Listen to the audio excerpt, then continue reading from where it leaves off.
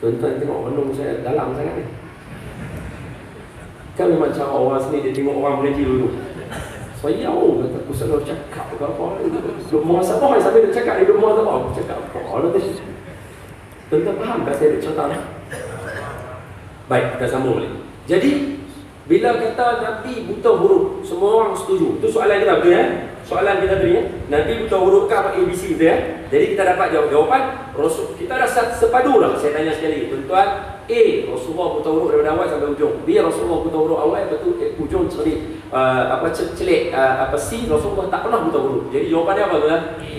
Ini kegunaan majlis ilmu. Maafkan saya nak tunjuk saja. Ini kegunaan majlis ilmu. Apa dia? Dia nak menyamaratakan pemikiran kita. Dalam bahasa Arab dia kata wahdatul fikr, menyamaratakan fikrah pemikiran kita. Kalau tidak tadi bersedia tanya hak ni sekarang, dapat dah. Macam mana berhenti azan ke? Kuliah terus saja. Tuan Imam boleh Imam dengan izin? Boleh? Baik. Allahumma salli ala sayyidina Muhammad wa ala alihi. Baik, kalau tuan-tuan semua setuju Nabi buta huruf, tak pandai baca, tak pandai menulis. Soalan kedua, siapa lagi Rasulullah jadi Nabi? Allah Ta'ala lah, ini bukan pilihan raya. Boleh dengan Islam. Tapi bukan bermakna pilihan raya. Sebab kita tahu benda ni nak dekat kan. Bukan maksud pilihan raya tu bukan sunnah, jangan silap. Ada pula orang duk lawan-lawan kata kita ni khalifah Islam ni seorang aja dia. Bukan. Pilihan raya juga adalah sunnah Nabi. Kerana perkara ini kalau tak ada daripada sunnah Nabi, dia tak akan ada tu Thaqifah Bani Sa'idah.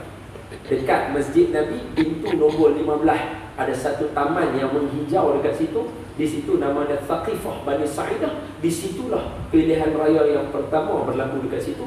Bila orang Ansar calon orang, Muhajirin calon orang, Abu Bakar calon orang, Sayyidina Umar calon orang. So bila ada calon, dia ada kempen. Siapa contohkan kan? Yang ini dicontohkan oleh almarhum Tuan Muda Tuan Rudi. Okey, oleh Pak. Tapi Nabi tak boleh dilantik melalui pilihan raya. Dia Allah Ta'ala pilih Nabi. Sebab tu Allah sebut dalam Quran surah Al-Jumu'ah, Allah kata huwallazi ba'atha fil ummiyina rasula. Sesungguhnya aku yang bangkitkan daripada kalangan orang buta huruf itu seorang Rasul. Jadi Rasul ni Allah Ta'ala lantik. Okey, clear?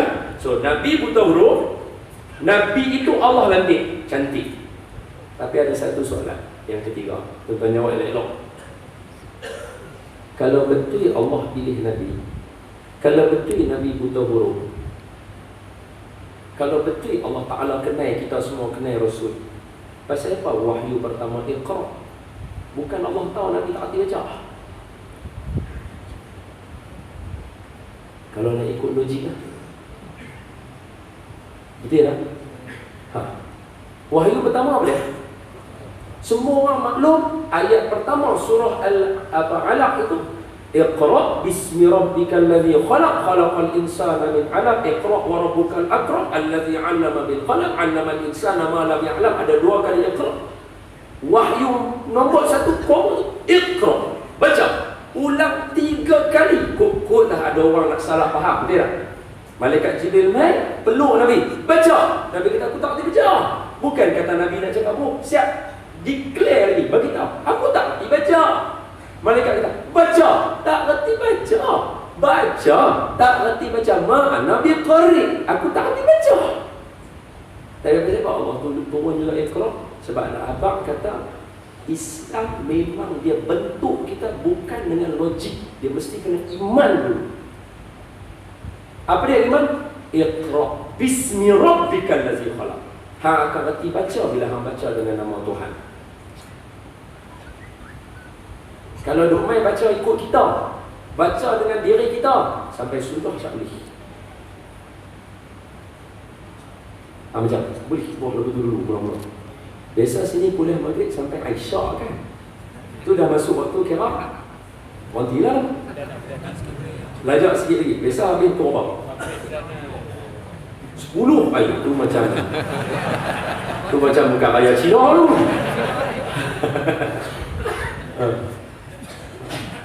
Biasa apa lama? Biasa ambil berapa? Saya ikut biasa aja. Saya ikut tuan-tuan biasa. Sebentar 9 kita mandi ya. Terus lah. Lebih. Boleh ya? Belajar sikit lah 9 gitu lah. Lama-lama nak ngaji kau lama-lama. Tuan saya pun bagi sekejap lah, 40 minit kan satu subjek. Baik. Ayunan dan bunda muslimin dan muslimat yang saya kasih sekalian. Jadi, bila kita cerita tentang Islam, Islam adalah satu agama yang mesti tidak dapat tidak, dia mesti bermula dengan ilmu.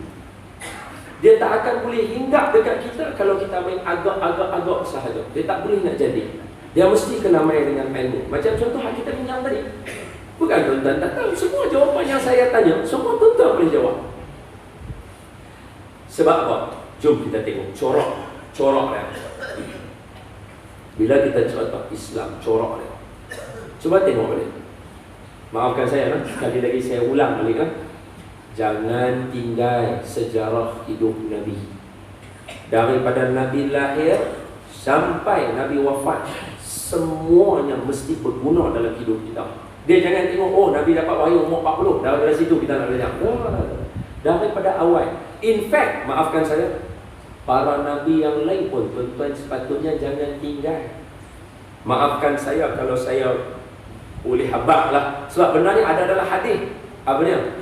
Contoh Nabi Musa. Kita sampai hari ini kita tak baca sejarah Nabi Musa banyak. Sedangkan kita patutnya berterima kasih.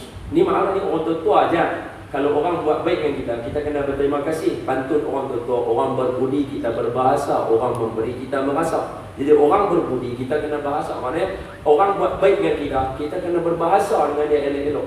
Nabi Musa orang yang minta baginda Nabi minta kurang semayang daripada 50 jadi 5. Kita sejarah Nabi Musa kita tak baca. Patut kita kena ya Allah rasa thankful. Ada seorang Nabi yang jumpa dengan Rasulullah di langit yang ke-6, minta Nabi minta kurang dekat Allah. Tolong saya kurang. Umat hang mesti tak boleh buatnya. Itu saya kata tadi tu, bila mai saja tentang Islam, dia mau syok saja, dia mau mesti happy. Kalau menangis pun untuk taubat dosa, dia mesti tak boleh stres. Dia Rasulullah saja yang ada. Dah. Semua Nabi, semua berperanan pada kita.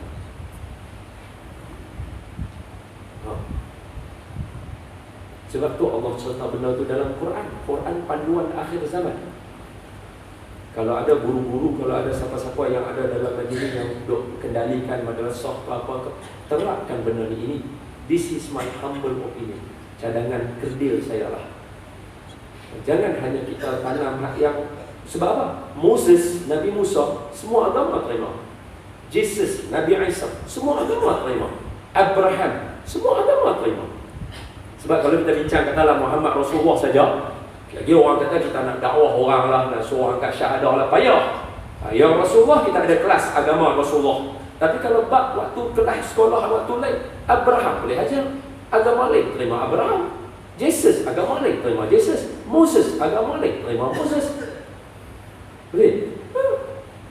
Kenapa kita tak bincang benar? Supaya sebagai contoh, maafkan saya lah, contoh saja. Kita merdeka 60 tahun, approximately plus minus 60 tahun. Daripada 60 tahun kita merdeka, umur saya sekarang, tadi perkenalan diri tak habis banyak. Umur saya 34 tahun. Dah kahwin, ada 2 anak. Ni semua ada datang desa Merupak. Adik-adik saya semua sekolah tu aja, semua datang sini. Adik bawah saya 2 tahun, Luqman Nur Hakim, dia terlibat dengan halal under UTM Semarang, UTM Space. Dengan adik yang bungsu saya tu, dia arkitek. Dia semua dah kahwin, semua ada 2 orang anak. Semua ada datang sini. Tak tahulah dia main konvoi kereta lain pula kan nak jumpa Puan Hajah, saya tak tahu lah. Ada lah dia kat sini. Pengetua kami tu lah, kat 3 orang kami. Apa yang saya nak beritahu kita? Umur saya dah 34. Daripada saya ada akal, saya tahu masa tu himpun tak ada air. Yang ada apa masa tu aton. Bawa beg besar tu. Siapa yang sempat sama aton lah? Tak ada tu cuci orang kat telefon. Macam telefon rumah. Kira kalau ada tu dulu kira syok boleh cakap dengan orang UK, boleh cakap dengan US apa semua. Sila ada yang ambil botol yang anak aja buat saja nanti orang. Ya UK. Ya, saya. Atau zaman tu. Berkembang pesat. Masya-Allah, tabarakallah. Malaysia melalui satu fasa yang cantik. Baru 60 tahun merdeka. Lah ni cuba tengok. Kereta pun boleh parking sendiri. Kereta boleh parking sendiri. Berapa tahun tuan? 60 tahun merdeka Malaysia. Soalan saya, agak-agak tuan-tuan lah, agak saja. Takkanlah kalau kita ambil bundarkan kepada nombor yang paling dekat kata 100 tahun. Kalau Malaysia yang pergi takat 100 tahun ni pun dah canggih lah dengan bangunan tinggi-tinggi. Takkan pula Nabi Nuh tu bingung sedangkan hidup dia 1000 tahun. 10 kali 100. Dia dah ada. Dalam Quran sebut alfi sanatin illa 50 'ama. 1000 tahun kecuali 50 tahun. Mana 950 tahun usia dakwah, bukan usia umur. Maknanya lebih kurang umur Nabi Nuh ada 1000 tahun. Nabi Adam 1000 tahun. Kalau kita pun dalam 100 tahun boleh capai benda yang canggih, takkan 1000 tahun bingung. Yang sampai kita tak boleh nak rujuk dalam kehidupan kita. Betul tak? Allah sebut dalam Quran awal surah An-Nisa, Allah kata apa? Ya ayyuhan nasu taqu rabbakumul ladzi khalaqakum min nafsin wahidah wa khalaqa minha zawjaha wa batha minhuma rijalan katsiran wa nisaa wattaqullaha alladzi tasaaluna bihi wal arham innallaha kana 'alaikum raqiba. Sadaqallahul azim. Hai manusia, aku buat kamu daripada Adam. So kita main daripada Adam. Kalau corak Nabi Adam macam tu, kita pun macam tu. Cuma hanya saja dalam hadis Nabi, kita kuih kecil. Nabi Adam besar, betul dia kuih kecil-kecil sampai jadi macam kita. Dia bermula daripada Nabi Ibrahim. Macam mana kita tahu kata takat Nabi Ibrahim tu kecil dah macam kita? Macam mana kita boleh tahu? Okey. Tu maqam Nabi Ibrahim, Nabi Ibrahim bijak tu, tapak kaki Nabi Ibrahim lebih kurang saiz macam kita aja. So saiz Nabi Ibrahim dah lebih kurang macam kita. Jadi maknanya kalau kita kata kita 100 tahun pun boleh jadi cerdik, Nabi-Nabi dulu lebih cerdik daripada kita. Kehidupan mereka sangat important. Sebab tu Allah cerita sebagai Nabi panduan dalam kehidupan Nabi. Contoh Nabi Musa. Nabi Musa sangat berjasa kepada umat Nabi Muhammad sallallahu alaihi wasallam. Baik, kalau saya ambil balik saya kata tadi, tuan-tuan cuba tengoklah corak dia. Baik. Nabi kita dilahirkan dalam keadaan ada dua empire yang besar. Satu nama Empire Rom, satu nama Parsi. Boleh ya? Empire Rom, Empire Parsi. Ada dua empire besar. Kalau ikut mudahlah kita kata, lebih baik Allah lahirkan Nabi daripada salah satu dua empire ni. Sebab bila lahir dekat Empire Rom, tak ada masalah. Muhammad mana? Muhammad daripada Empire Rom. Turun orang dekat Empire Rom kot. Dah pegang 1/3 lah. Empire Parsi 1/3 lagi. Dah Allah bagi Nabi lahir dekat satu tempat yang paling rendah martabat hidup manusia dah. Dan manusia yang lahir ni, mereka tak terpengaruh pun dengan Rom, mereka tak terpengaruh dengan Parsi. Dua-dua ni ada dalam surah Fatihah untuk kita. Rom, orang yang begitu tinggi pegangan agama dia, Kristian kan kita kata Nasrani. Tetapi disebabkan agama mereka bergaduh. Sebab tu dia ada Protestan, Katolik, dia bergaduh pasal agama. Jadi nak dekat agama Islam lah ni, pasal agama orang bergaduh. Terus. Sebab apa? Sebab kita tak mau baca benda-benda macam ni. Bahaya. Sebab dia hidup Rasulullah. Dia mesti ada kait dengan ilah. Dan dia pula tak terpengaruh dengan Parsi. Parsi apa dia? Falsafah. Dia banyak guna logik. Hari ini ramai dah orang cerita pasal human right, pasal logik. Dua empire ni dulu ada. Nabi tak lahir daripada situ. Nabi lahir pada satu tempat yang kedudukan manusia dia lagi teruk daripada semua orang. Tetapi Nabi telah membuat satu transformasi sempoi, tuan-tuan. Dia ubah manusia daripada backwardness, ignorance, jahiliyah, daripada tak tahu apa, terkebelakang daripada dua empire ni. Terus pegang 2/3 dunia. Dua-dua dia pasal apa? Habis. Pasal apa? Sebab dia ada tadi. Apa dia? Logik. Bukan. Agama saja. Bukan. Dia ada satu benar, nama dia iman. Barulah kita boleh masuk tajuk. Contohnya, beriman kepada hari akhirat. Dia mesti kena ada tanda-tanda hari akhirat. Sebab tu kena baca surah Kahfi. Baru dia wujud. Barulah kita take note. Contoh dia, macam masjid tuan-tuan ni sebab dah cantik. Saya cakap mana ya, tak ada kenal dengan tuan-tuan lah, tapi cakap sajalah contoh. Apa dia? Contoh dia, orang perempuan di akhir zaman lebih ramai daripada orang lelaki. Berapa ramai tempat semayang, tempat di masjid-masjid masih lagi kecil tempat orang perempuan nak compare dengan orang lelaki. Sedangkan kita baca hadis tu, akhir zaman orang perempuan lebih ramai daripada orang lelaki. Takkan semata-mata untuk fitnah sahaja. Jalan penyelesaian tak boleh ada kan?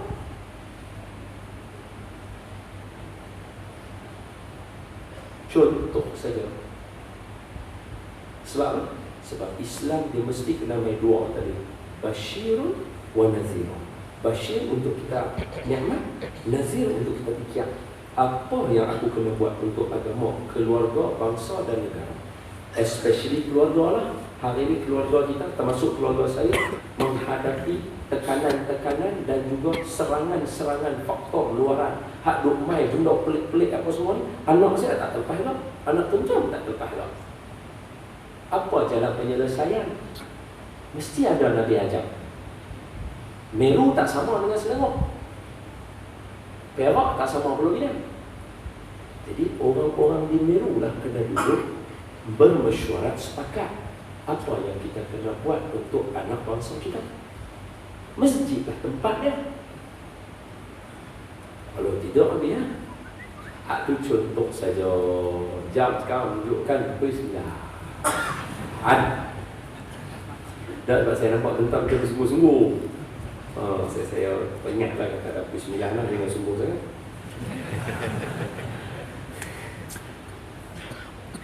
Wallahu a'lam. Baik. Daripada perbincangan kita tadi, dapatlah kita faham bahawa ada beberapa perkara yang perlu kita titik beratkan di dalam kita memegang agama ni seperti yang Allah Ta'ala beritahu pada kita. Yang pertama apa dia? Innal ladzina amanu. Yang kedua wa amilus solihat. Dia tak boleh ada innal ladzina amanu saja, dia tak boleh ada wa amilus solihat saja. Dia mesti kena ada dua-dua. Innal ladzina amanu, iman, wa amilus solihat mesti kena buat. Sebab tu dalam Quran ada tiga benda Allah pairing-kan ya. Tiga benda ni. Buat salah satu daripada yang ni ada dua, yang ni ada dua, yang ni ada dua. Hak ni buat salah satu, Allah tak terima. Hak ni buat salah satu, Allah tak terima. Hak ni buat salah satu, Allah tak terima. Apa dia yang pertama? Allah Ta'ala kata ati'ullaha wa ati'ur rasul. Mesti ada dua. Taat Allah, mesti taat Rasul. Dia tak boleh taat Allah, tak boleh taat Rasul. Tak taat Allah, tapi nak taat Rasul. Tak boleh. Dia mesti kena dulu. Buat dua, baru Allah terima. Yang kedua, wa aqimus salah wa ita'uz zakah. Diri semayang, bawa keluar zakat. Apa dia? Amanu wa amilus solihat. Mesti kena beriman, mesti kena beramal. Semayang, mesti kena zakat. Semayang saja, zakat tak buat, tak mau, tak cantik. Dan yang ketiga, apa dia? Yang ketiga, surah Luqman. Anishkurli wa liwalidayka ilayyal masir. Syukur pada Allah, syukur pada mak bapak. Kalau kita syukur sayang mak bapak saja tapi tak taat, tak syukur pada Allah, tak mau. Syukur pada Allah, derhaka dengan mak bapak pun Allah tak mau. Dia mesti kena buat dulu. Yang ni tajuk paling important hari ni. Sebab mak bapak sudah jadi downgrade. Mak bapak termasuk saya lah, sudah jadi downgrade bila duduk dengan anak-anak. Sebab anak-anak hari ni mereka rasa mereka cerdik daripada mak bapak mereka, hanya semata-mata mereka ada internet. Orang tua-tua dulu lagi cerdik, sebab boleh jumpa benda tanpa ada internet. Budak hari ni cuba balik kampung, tutup internet tengok, bengong semua. Tak tahu apa, duduk termenung, lembab. Bahaya. Tapi benda kena berlaku tak? Mesti. Sebab Nabi dah sebut, kalau benda tak berlaku, Nabi cakap bohong. Tapi takkan kita, oh berlaku tak? Okey lah, berlaku macam mana? Ya, dia mesti kena ada jalan penyelesaiannya. Sebab kita dah tahu.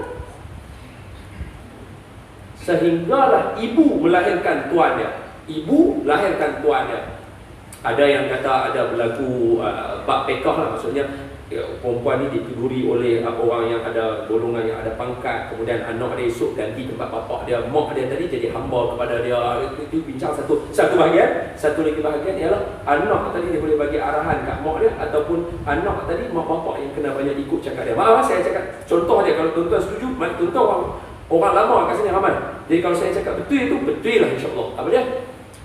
Dulu kita kalau nak tengok TV, apa yang bapak kita tengok, itulah yang kita tengok. Lah ni dah, apa yang anak nak tengok, tu mak bapak tengok. Pasal itu semua hafal lagu Baby Shark. Nampak? Dia terbalik kuat. Dulu, apa yang bapak kita makan, yang itulah yang kita makan. Lah ni dah, apa yang anak-anak nak makan, itulah mak bapak makan. Betul lah, maafkan saya lah. Pelik tau. Patutnya ikut aku lah, aku bapak.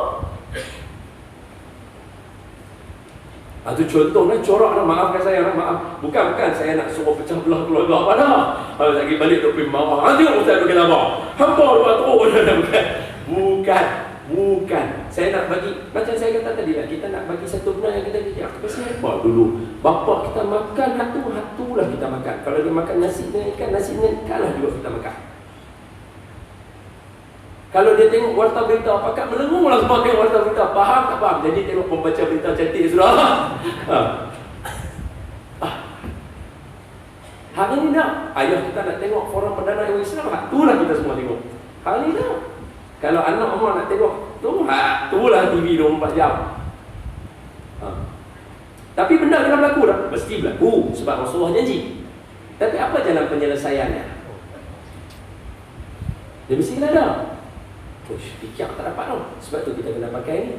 Sebab apa? Kalau saya seorang fikir tak dapat. Tapi kalau malam ni kalau kata ada 100-200 orang, lepas lah boleh dapat jawapan. 100-200 orang punya buah fikiran, boleh lepas. Sebab pengalaman kita beza. Sebab tu tak syok kita kalau nak sembang benda-benda khilaf kecil-kecil, kuno tak kuno ni. Bukan masa dia dah itu. Sebab kita dah tahu dah, Malaysia dia dah putih dah. Baca nak apa, baca nak. Sudah cukup tu. So, duk sembang, buat kemas tak ketahuan halau, tak boleh. Kita cara tak cerdik, buat cara tak cerdik. Ini cara sembang, macam boleh mengalahkan Imam Syafi'i. Sayang, habis kita tak sembang benda tadi. Benar ni kita patut sembang sama-sama. Hari ni tempat kita ni makin lama makin duk masuk ni, Syiah makin duk masuk ni.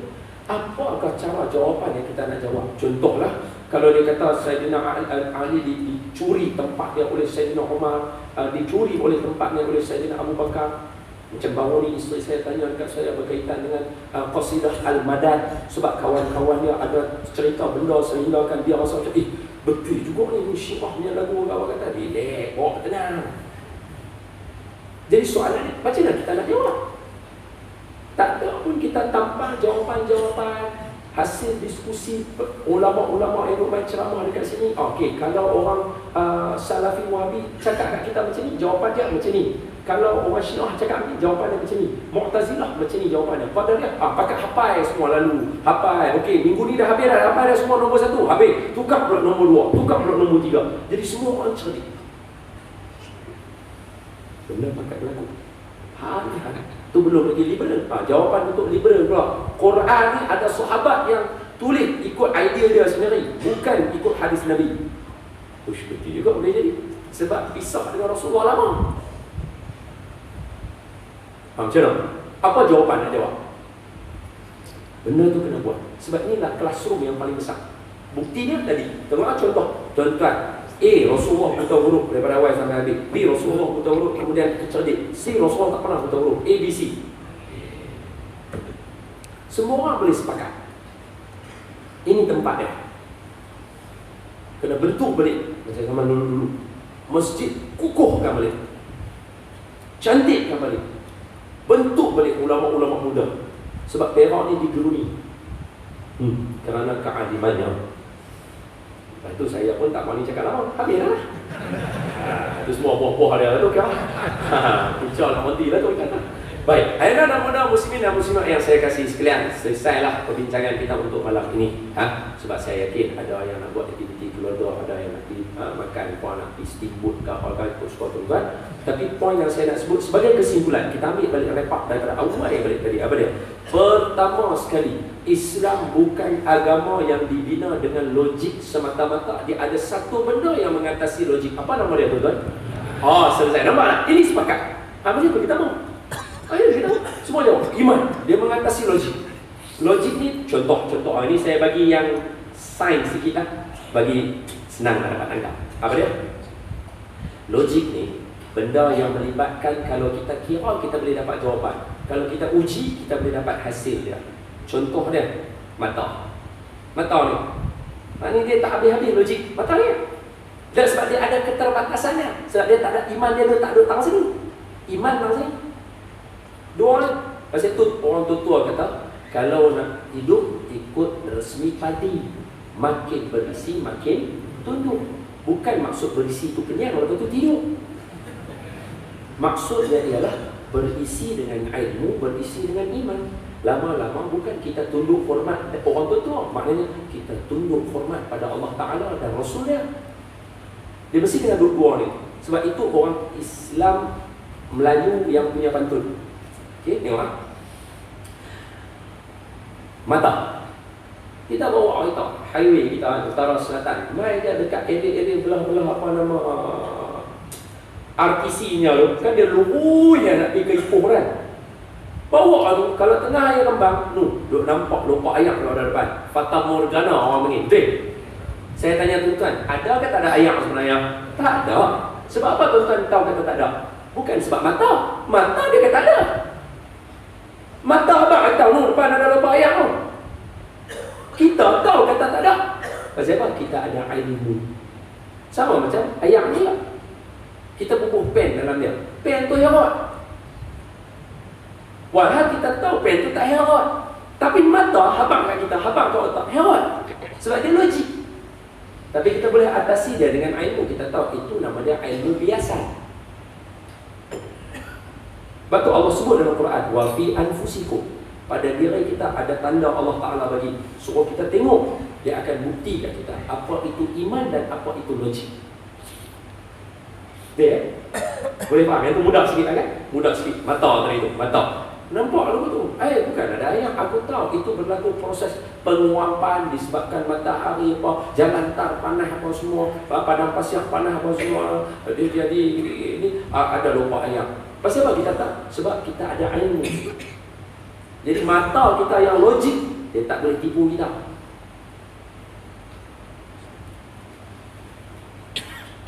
Sama juga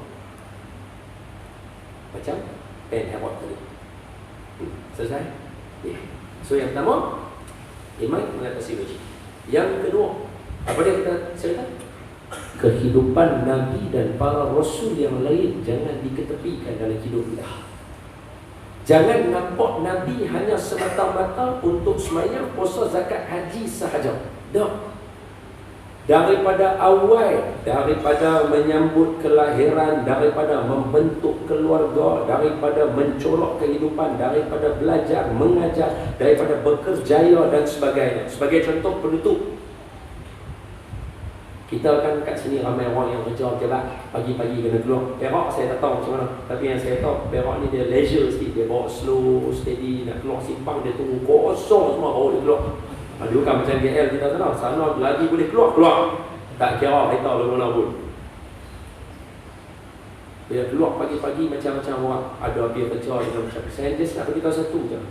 Tuan-tuan jangan tinggal hadis Nabi. Nabi kata apa? Cerita ni dapat daripada sahabat saya, Ustaz Nazrul Nasir. Tuan-tuan patut panggil dia main. Dia orang alim. Dia cerita tentang seorang guru yang alim, namanya Abdul Wahab Asy-Sya'rani. Dia ada guru, seorang guru, nama dia Syekh Ali Al-Khawas.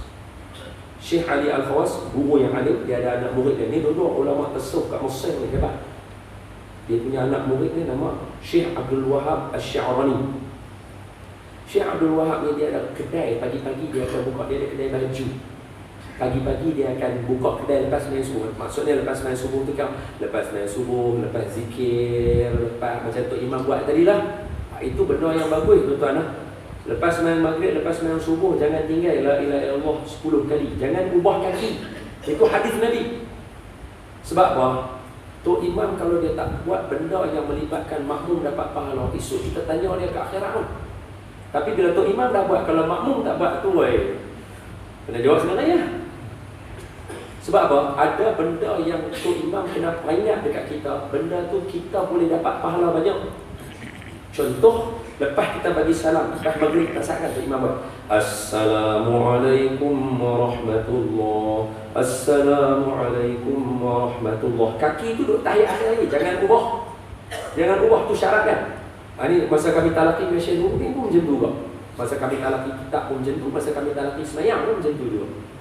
Syekh Nuruddin kata syarat dia jangan ubah lagi.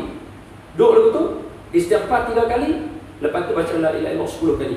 Subuh, maghrib, 2 ayat. Hal ini semua 3 kali. Apa dia?